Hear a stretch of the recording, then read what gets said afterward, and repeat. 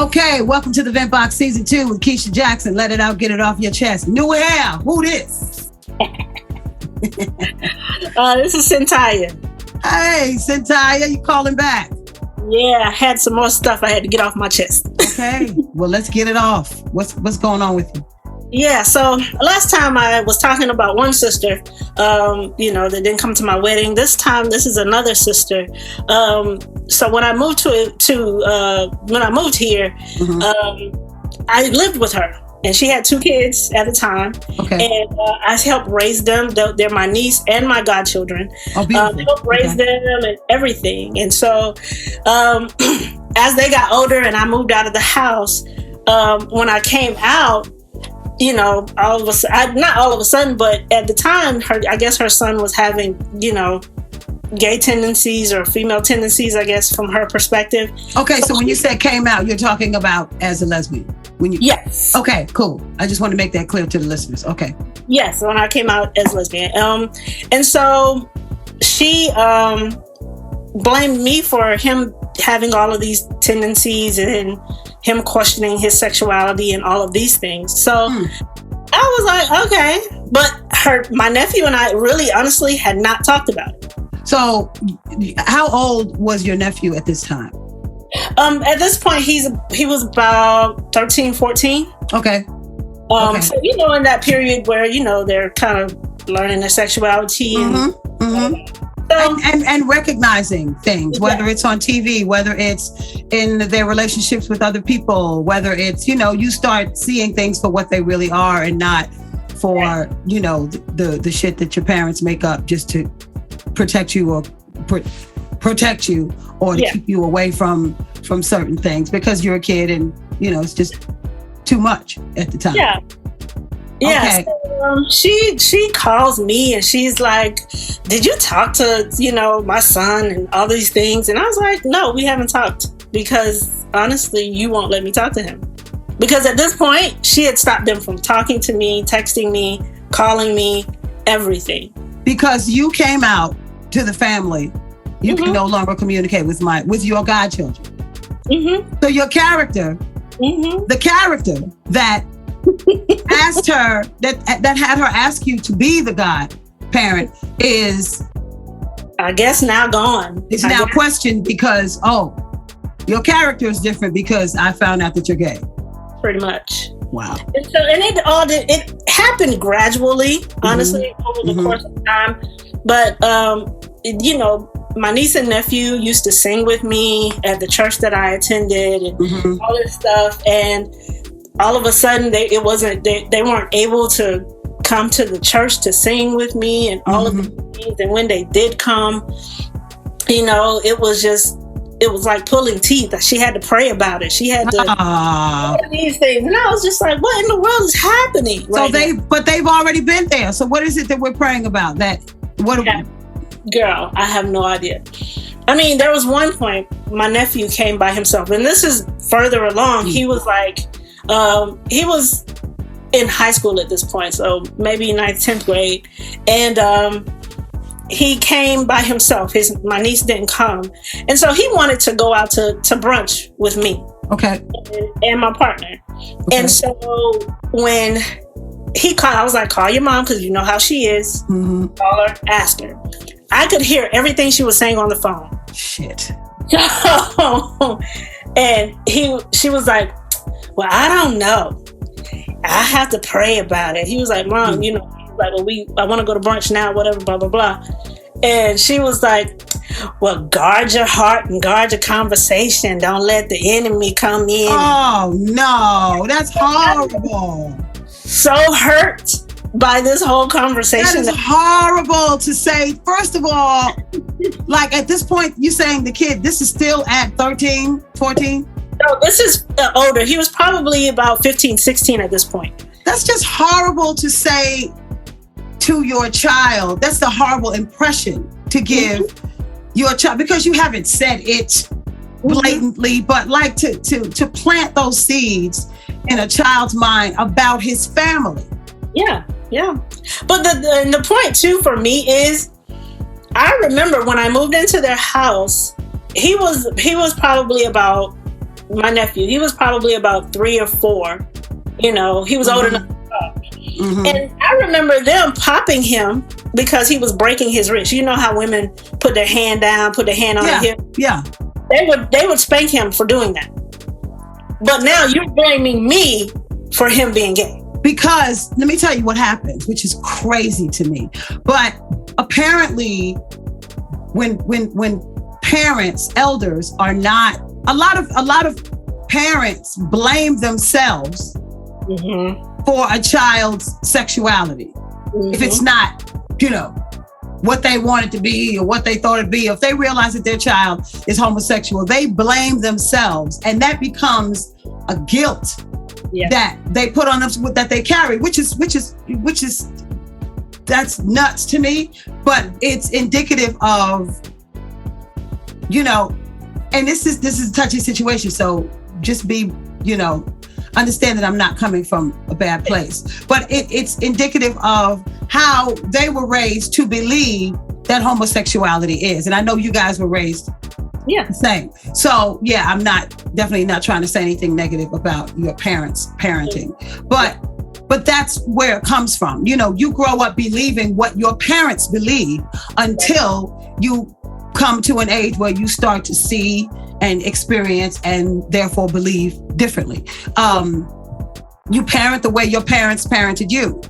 You know what I'm saying? If parents spank the kids, and you're likely to grow up spanking your kids unless there's an experience or something that comes your way that makes you say, okay, I'm not going to go this route. Or maybe your spankings or whoopings were so traumatic that you just said, you know what? Hell no, I'm never putting my kids through what I've been through. So for whatever reason, parents often feel guilty when they find out their child is gay, and they end up taking that blame onto themselves. And this feels like an opportunity to release the guilt from themselves and put it on someone else. Yeah. That's what it feels like, because obviously there were signs of it, but I don't want it's selective amnesia. Right. I mean? That's exactly very unfortunate. And it's, so my niece and nephew, of course, they're both older now, both in college. And but it took them having to leave home for them to have a relationship with me. And they love me dearly. Yes. They love me dearly. I love them dearly. They know that they can come to me at any point in time for anything. And it's just that. And so, you know, my sister, you know, there were times when, you know, I knew she was doing all of this. I knew she was keeping them from me. I knew she was not letting them talk to me. But when we would see each other, she wants to smile and kiki in my face, and she wants to talk, you know, like nothing has happened. Oh, give me a hug. And I'm like, no. Yeah, because she doesn't take responsibility for the harm that her words and her actions have caused. You know what I mean? It's kind of like family always wants to, you know, just let the shit just blow by. You know what I mean? Like, oh, we good, but you my sister. And then suddenly you're the bad person because you're my sister and you won't, you know what I mean? And you're holding this grudge, or you're holding me accountable. You know what I mean? That's horrible. I'm sorry. That's how it feels. Like, yeah.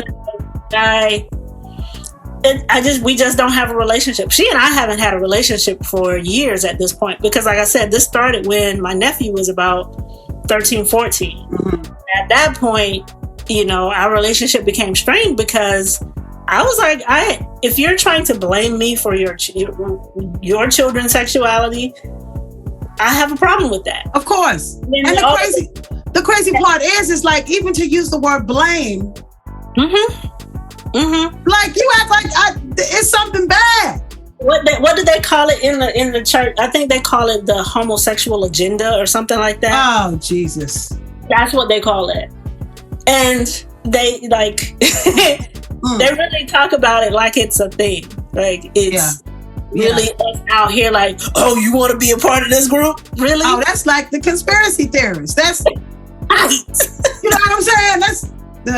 That's horrible, because really, in actuality, you're never, while you are concerned, these are your feelings, but you are not you are alienating your child in the meantime. Your child is never going to forget the words that you said about their aunt, your sister. They're never going to forget that. So when they have issues, personal situations themselves, whether it's relationships, whether it's things that a parent wants a child to come to them and talk to them about. Hopefully, kids don't become such aliens that they can't talk to their kids. But this is one of the things that push your children further away from you. Like, well, I know there's no sense in me trying to talk to my mom about this because I know how she already feels about it.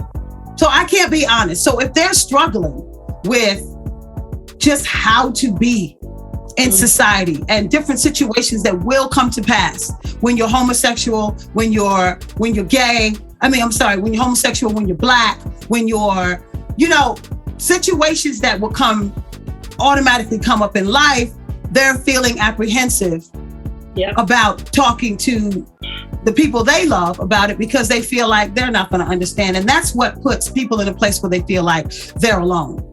Yeah. You know what I mean? And that's what makes it turns out really bad. It turns out really bad. And it's awful that your sister just can't, But I think in situations like this, like you were taught one way for so long, that it's going to take an equal amount of time to undo the thought process. That's been done. It's unfortunate because we lose so many of our family members and close relationships because of, like I said the last time, dumb shit. You know what I mean? It's whack. It's whack. But you are closer to you're still close with your niece and nephew. Okay. I'm definitely still close with them. I kept in touch with my niece via Instagram because I don't know shit about Instagram. Right. Right. But, you the fun aunt. Like, yeah. I kept in touch with her. Like, we didn't talk often. She wasn't, really trying to be disobedient to her mom. I get it. My niece dealt with depression.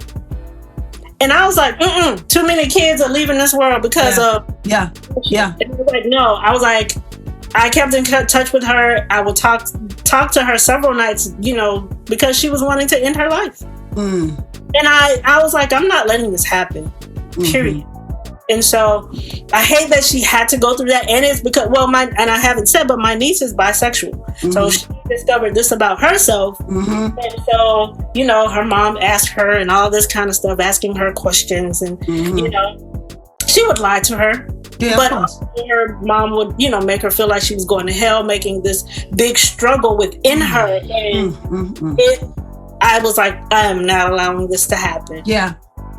And sometimes you just gotta make a choice, and you can choose to stay out of it and risk, your two godchildren just really, it could really be tragic. Yeah. You know what I'm saying? And so you just say, well, you're grown. You'll be fine. I feel better saving these kids. Exactly.